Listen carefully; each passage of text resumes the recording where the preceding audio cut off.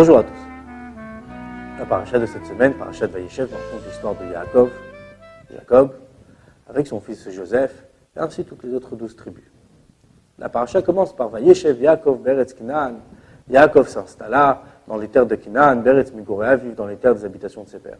Rappelons-nous, Jacob jusqu'à présent était chez Lavan, son beau-père, chez qui il est resté pendant 20 ans, afin de pouvoir se marier, où 11 des 12 tribus sont nées.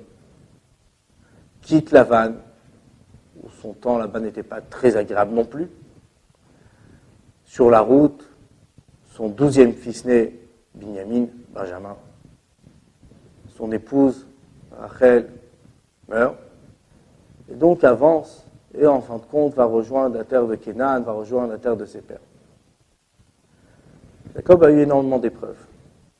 Depuis Lavan, son beau-père, jusqu'à sur la route, en fin de compte, pour arriver en terre de Canaan à peu près tranquille. Là, la Torah nous explique et nous dit, Vayeshev, Yaakov s'installa.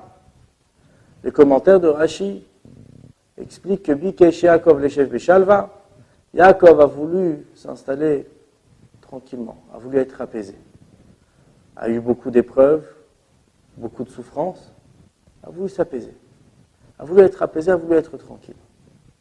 Mais, regardons la suite de la paracha, comme les commentaires de Rashi nous disent, Kafat Salav Brukzo Shel Yosef, il a eu toute l'histoire de Yosef qui lui vient dessus. Quelle est cette histoire de Yosef?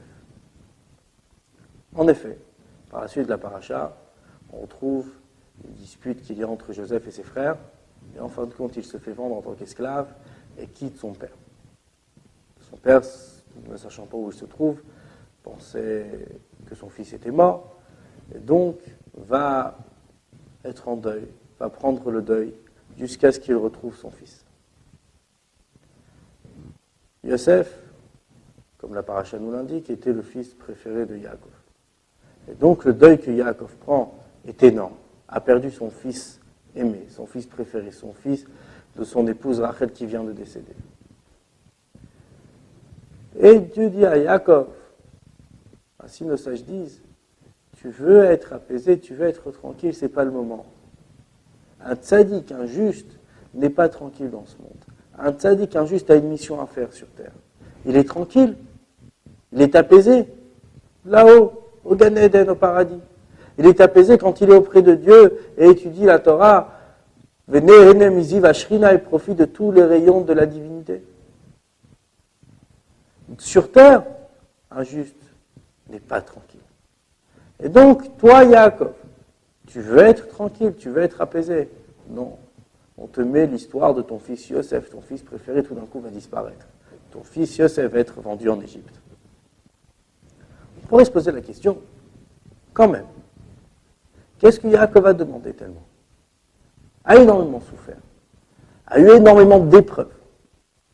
Pourquoi tellement Dieu lui dit, ne reste pas tranquille, ne serait-ce qu'installé dans les terres de tes pères, tranquillement. Yaakov cherchait à étudier la Torah. Yaakov cherchait à avoir satisfaction de ses enfants et de ses petits-enfants. Ne cherchez pas plus que ça. Ne cherchez pas à tout arrêter. Cherchez tout simplement à continuer sa mission, mais de manière plus apaisée, sans épreuve. Dieu lui dit non. Il te faut encore une épreuve. L'épreuve de Yosef, où Yosef sera vendu en Égypte. Ou en fin de compte, cette épreuve se terminera très bien, puisque Yosef restera un tzaddik, un juste. Yosef deviendra le vice-roi d'Égypte. Et grâce à ça, de cette manière, tout le peuple juif, ses frères, avec leurs enfants, et Yaakov lui-même descendront en Égypte. Donc en fin de compte, cette chose se termine très bien. Mais il est en deuil pendant plusieurs années. Là, on nous dit qu'un juste ne peut pas être tranquille. Qu'est-ce que ça veut dire être tranquille? Quand Yaakov demandait la tranquillité, Yaakov demandait une tranquillité peut-être physique, une tranquillité qui pouvait être dans les terres de ses pères, en terre de Canaan, dans ce monde-ci, avec ses enfants et ses petits-enfants. Je lui dis, je vais te donner une dernière épreuve, qui est celle de Yosef. Mais par cette dernière épreuve, tu auras une tranquillité beaucoup plus haute, tu auras une tranquillité beaucoup plus forte. Tu verras en Égypte, tu seras en Égypte, qui n'est pas les terres de tes pères, qui n'est pas la terre d'Israël, mais en terre d'exil. Mais dans cette terre d'exil, tu seras apaisé. Dans cette terre d'exil, tu auras le même repos que celui du Gan Eden, que celui du paradis. Tu seras comme auprès de Dieu. Pour ça, pour avoir ce dernier repos, il faut avoir encore une épreuve, il faut avoir l'épreuve de Joseph. Il valait mieux que Yaakov ait cette dernière épreuve, celle de Joseph, pour profiter de ce dernier repos, de ce dernier apaisement qu'il a eu en Égypte. Au revoir à tous.